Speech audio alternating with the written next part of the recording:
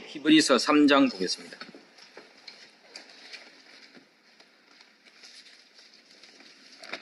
히브리서 3장 17절부터 히브리서 2장 17절부터 3장 1절까지 보겠습니다.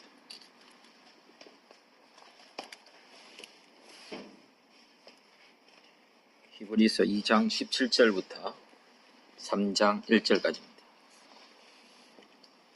말씀을 같이 읽겠습니다. 시작. 그러므로 그가 범사의 형제들과 같이 대심이 마땅하도다. 이는 하나님의 일에 자비하고 신실한 대제사장이 되어 백성의 죄를 속량하려 하심이라. 그가 시험을 받아 고난을 당하셨은즉 시험 받는 자들을 능히 도우실 수 있느니라. 그러므로 함께 하늘에 부르심을 받은 거룩한 형제들아, 우리가 믿는 도리의 사도시며 대제사장이신 예수를 깊이 생각하라. 일전에 신앙이라고 하는 것은 결국에 기억하는 거다라고 말씀을 나눈 적이 있는 것 같습니다.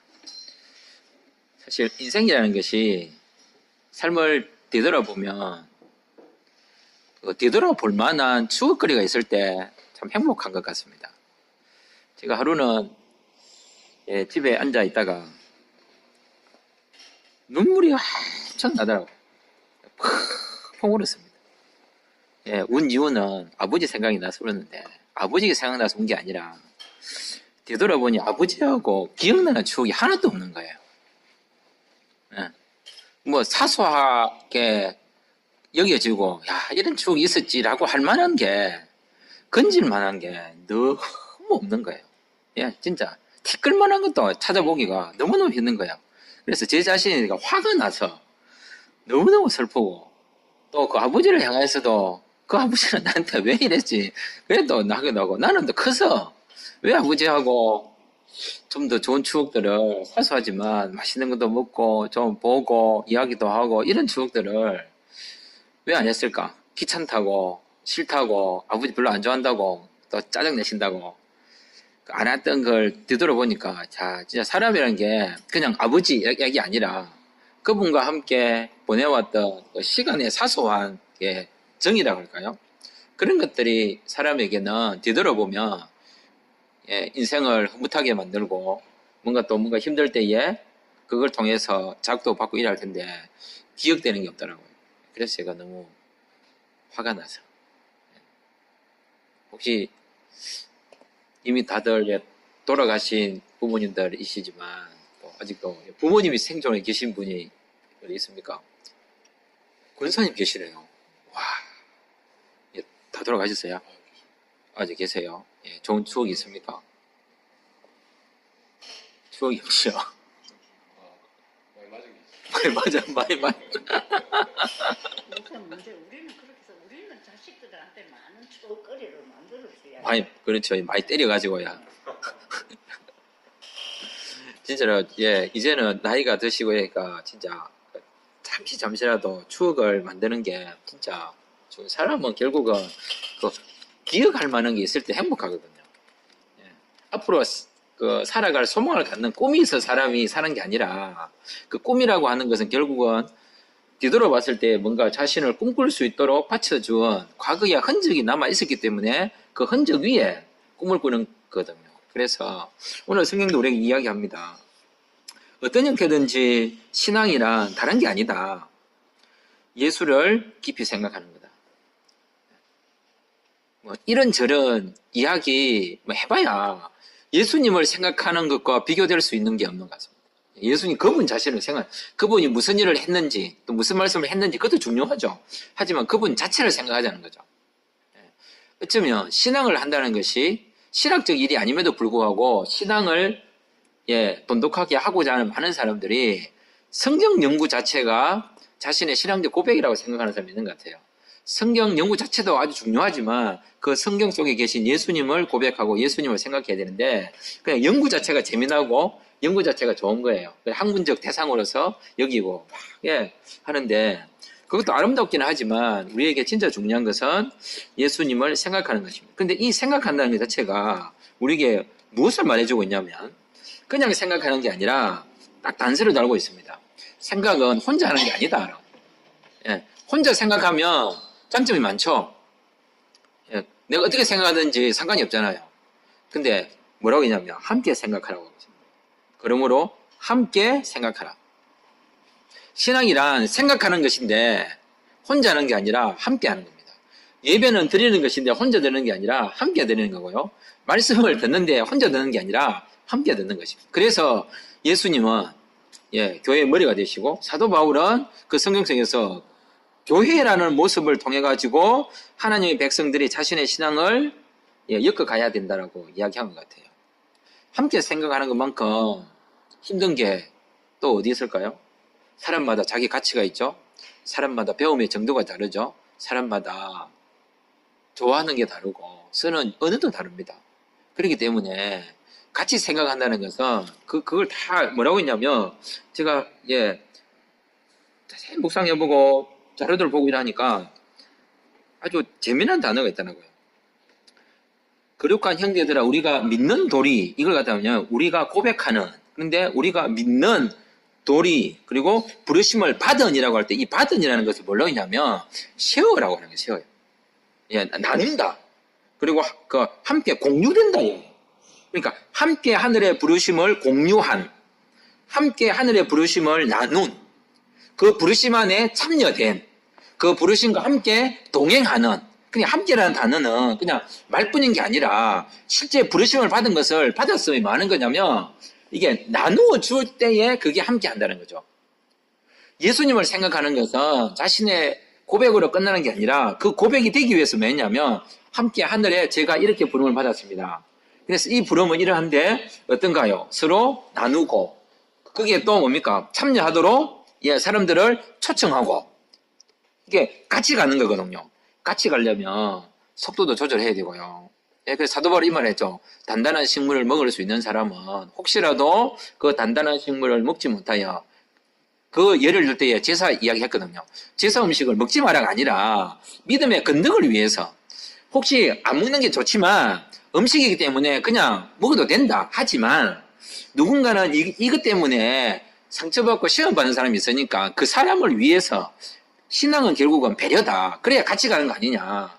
그 사람을 음식하는 때문에 그 사람을 연약한 자가 무너지고 상처받지 않도록 하는 그러니까 하늘에 함께 부르심을 받았다는 것은 나누는 사람. 자신의 신앙 고백을 나눌 수 있어야 되는 거죠. 기꺼이 이 말을 히브리서 사도는 우리에게 말하기 위해서 함께라는 단어를 매우 강조하고 있다는 거예요. 우리는 혼자 부름을 받은 것 같지만 교회 이름으로 부름을 받았습니다. 내 신앙이 이렇게 지켜지고 있는 이유는 이게 권사님도 장로님도 집사님도 계시기 때문입니다. 저 혼자는 제 신앙을 지킬 수 없습니다. 어쩌면 신앙은 눈치를 안 보고 사는 사람일 수도 있지만 진짜 신앙은 눈치 보는 사람이라고 봅니다. 저는. 사람이 눈치를 본다는 것 자체가 뭡니까? 안 좋은 말로 해서 눈치지만 좋은 말로 하면 다른 사람을 배려하는 거거든요. 신경 쓰는 거거든요. 어쩌면 그 신앙이라고 하는 것이 이런 모습들이 우리의 삶 가운데 제대로 자리를 잡고 있을 때 생각이 올바르게 되지 않겠나. 혼자 만약에 예수님을 깊게 생각한다면 어느 방향으로 갈지 어떻게 하겠습니까? 그게 성경 예수님이라고 하는데 신천지 예수가 될 수도 있고 그냥 문성명 예수도 될 수 있고 박태선 예수도 될 수 있고 정명석 예수도 될 수 있고 안상홍 예수도 될 수 있고 이재록 예수도 될 수 있고 얼마나 많은 예수가 나타나겠습니까? 그런데 함께 부르심을 받은 대로 함께 생각하니까 그거는 좀 이상한데 같이 한번 생각해보자. 말씀은 이러한데 왜 그렇게 생각하지? 교회 공동체에 그 목사님의 말이 하나님의 말처럼 들리기 시작하면 그게 바로 위험한 요소입니다. 하나님의 말씀이기 때문에 그게 신빙성이 있는 거지. 그 목사님이 말했기 때문에 신빙성이 있으면 안 되거든요. 그 목사님이 말했기 때문에 신빙성이 있어지니까 그 목사님이 신의 존재처럼 어떤 나쁜 짓을 해도 어떤 일을 해도 아무도 도전을 못 하는 거예요. 그거는 뭐가 기본적으로 거부된 거냐면 함께 예수를 생각하고 있지 않는 거죠. 내가 말씀 준비하고 내가 준비했으니까 선포하는 게 맞지. 이게 오만이거든요. 예. 잘못된 것은 수정하고 예, 또 다른 사람의 고백을 들으면서 같이 예수님을 생각하는 이것이 바로 성경이 우리에게 히브리서가 우리에게 요구하는 신앙의 모습이 아니겠는가. 성경은 다시 우리에게 이야기합니다. 생각하십시오. 예수님을. 그러나 함께 생각하십시오. 예. 함께 예수님을 생각하려면 예, 좀 못나고 좀 속도도 늦고 언어도 좀 어눌하고 말귀도 잘 못 알아듣고 해도 참아야 됩니다. 왜냐하면 예수님은 누군가가 독점적으로 생각하도록 어떤 사람에게만 부여된 특권이 아니거든요. 그런데 과거 옛날에 이랬죠. 중세시대에는 성경을 특정 누군가만 독점해서 읽을 수 있는 권한이 있었죠. 그래서 언어도 라틴어로만 또는 히브리어만 헬라어로만 읽을 수 있도록 그걸 딱 만들어 놓은 거예요. 어쩌면 이 시대도 한글이라는 것을 통해 성경이 이렇게 됐다 하지만 어떻게 보면 네가 뭐 성경을 알아서 예.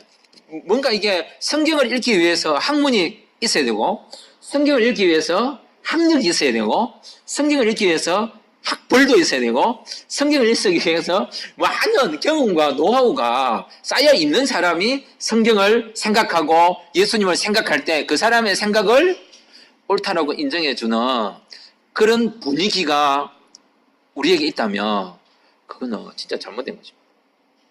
학력 없는 사람은 성경을 못 읽어보고 학벌이 안 되는 사람은 성경을 못 읽고 믿음이 1대, 2대, 3대 안 되는 사람은 성경 읽을 권한도 없고 이러면 어떻게 되겠습니까? 혹 우리 안에 예수님을 생각하는 여기에 함께라는 이 단어에 말은 함께라고 하지만 실제로 경제적, 정치적, 문화적, 사고방식적, 삶의 방식적으로 이게 함께하고 있는지 우리 자신들도 뭐 단기 선교나 이렇게 가면 저런 나라 사람들한테 이게 씹혀보잖아요. 아직도 예수도 아직도 모르나. 아직 우리가 예수 믿은 것이 뭐 대단한 것인 것처럼 사람들 씹혀보고 동남아시아, 아프리카 이런 데 뭐 좀 잘 사는 한국 사람들이 와갖고 해주는데 고맙게 생각해야지. 이런 태도들 거기에는 함께 예수님을 생각할 수 없습니다. 문화적 계급 차이가 존재하기 때문에. 그런 인식으로 예수님을 생각하는 자체가 아마 다른 예수님을 생각하고 있는 거 아닌가. 성경은 우리에게 이야기합니다. 함께 예수님을 생각하십시오. 깊게 생각하라는 말은 어쩌면 혹시 또 잘못된 생각을 하고 있는 거 아닌가. 우리가 보고 있는 생각한 그 모습이 전부인가. 성경에서 말씀하고 있는 그 내용대로 잘 생각하고 있는가. 그걸 점검하는 것이라고 봅니다. 그래서 함께 해야 되는 거고 우리가 함께라고 하는 단어가 아름다울 수밖에 없는 이유는 우리가 하늘의 부르심을 받았기 때문에 부르심을 받았다라는 것은 이것은 전적인 소명 또는 은혜죠. 내가 어떤 자격이 있어서 예수님을 생각하게 된 게 아니라 함께 예수님을 생각하게 된 그 출발점이 뭐냐면 하늘에서 나를 생각하도록 불렀기 때문입니다. 내 자격에 의해서 예수님을 생각한다면 굳이 내가 함께 생각 안 해도 됩니다.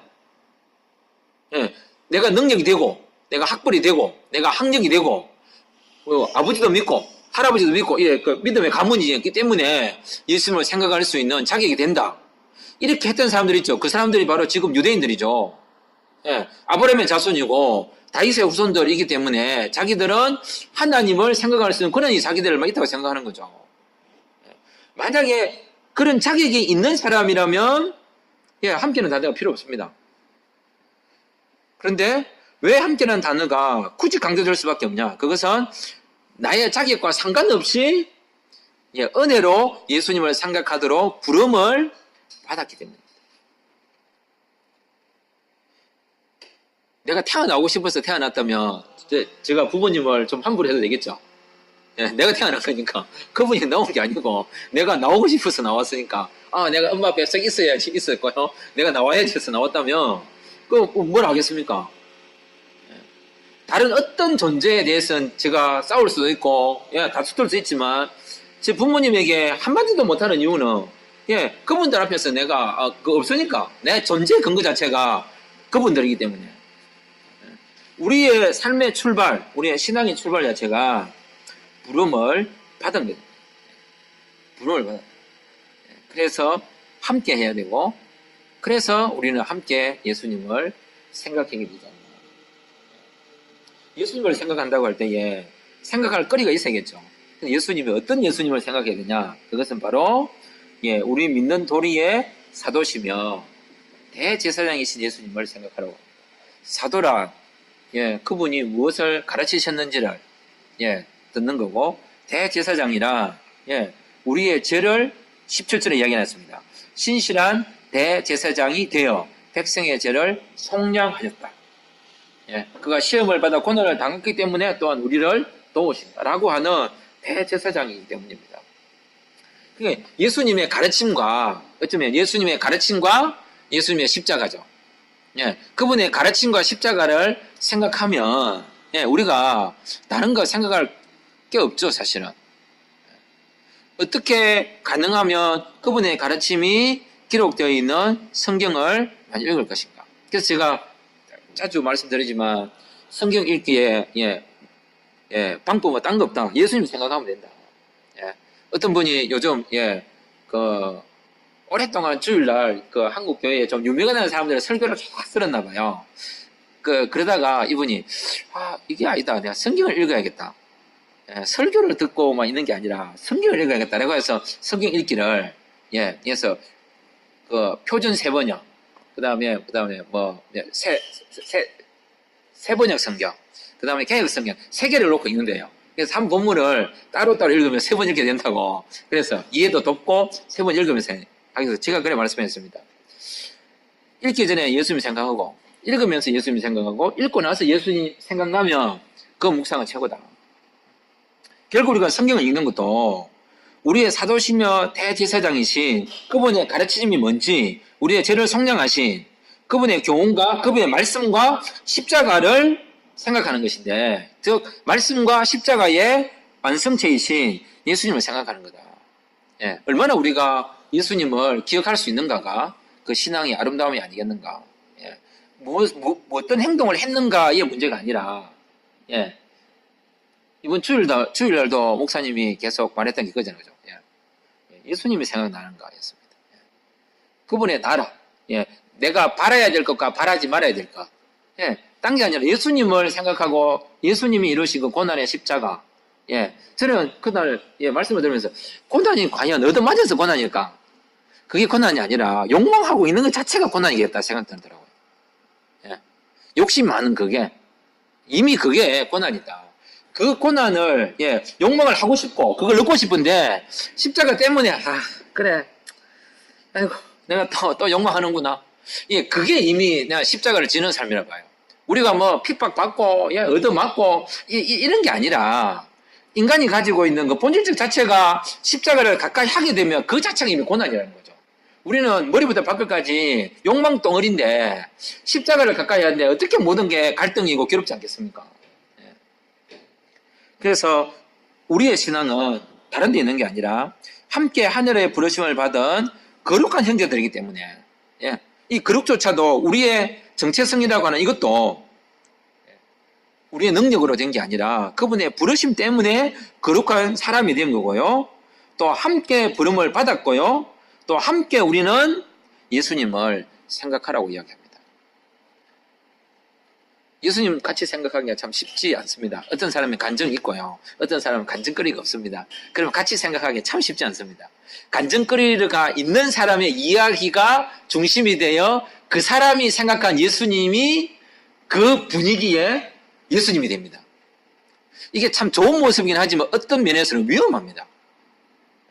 왜냐하면 간증거리가 없이 앉아있는 그 사람은 예수님 생각 안 하는 사람 같고요. 그 사람의 생각은 예수님의 그냥 듣고 있는 사람 같아요. 알게 모르게 이게 그런 게 형성되거든요. 누가 또 성경을 막 연구한 학자가 와갖고 딱 이야기하면 그 사람이 발견한 예수님이 예수님 같고 내가 믿고 있는 예수님은 그래 같은 예수님이긴 한데 뭔가 좀 없어 보이고 좀 나도 한마디 할 수 있을 것 같은데 뭔가 언어들 쓰기도 좀 부족하고 그 사람이 쓰는 언어를 보니까 참 무겁지고 명료하고 뭔가 논리도 있어 보이고 이러니까 뭘 말을 못 하는 거예요. 예. 그게 아니라는 거죠. 그 사람은 그런 말 하는, 그걸 위해서 그런 방식을 통해서 자기도 돕는 건데, 예. 예. 알게 모르게 우리 자신들에게 그런 게 주눅들은 누가 뭐 네 보고 주눅들을 하더나. 그렇게 말할 게 아니라 그런 부분조차도 우리가 좀 조심하고, 예. 왜? 함께 하늘의 부르심을 받았으니까. 예수님을 생각한다는 것은, 예, 그냥 예수님을 생각해서 좋은 게 아니라, 당연히 좋죠. 근데 그 예수님을 생각하는 과정에 있어서, 정말로 함께라고 하는 이 단어가 정말 살아 숨쉬고 있는가. 예. 정말로 어느 누구도 차별이거나 편애받지 않고, 모두가 같이 예수님을 생각하는 일에 동참될 수 있도록 하는가. 선민사상이라고 하는 이스라엘이나 유대인처럼 그런 사고방식에 쪄져 들어가지고, 특정 부류, 사람들만 예수님을 생각하도록 부름받은 그런 예, 뭐 단계가 있는 게 아닌가. 예, 이를테면 제자 훈련 받은 사람들만 예수님을 생각할 수 있습니다. 예, 그 다음에 초급, 중급, 고급, 예, 뭐 이렇게 예, 예, 훈련을 받았기 때문에 우리는 목사님의 어중을 읽을 수 있습니다. 안 읽어도 됩니다. 예수님을 생각하셔야 됩니다. 예. 우리 자신들이 실제로 신앙을 한다라고 하는 것은 이 일에 뭐랄까 실패하면 다 무너지는 것 아닌가 싶습니다. 기도드리겠습니다. 그러므로 함께 하늘의 부르심을 받은 거룩한 형제들아,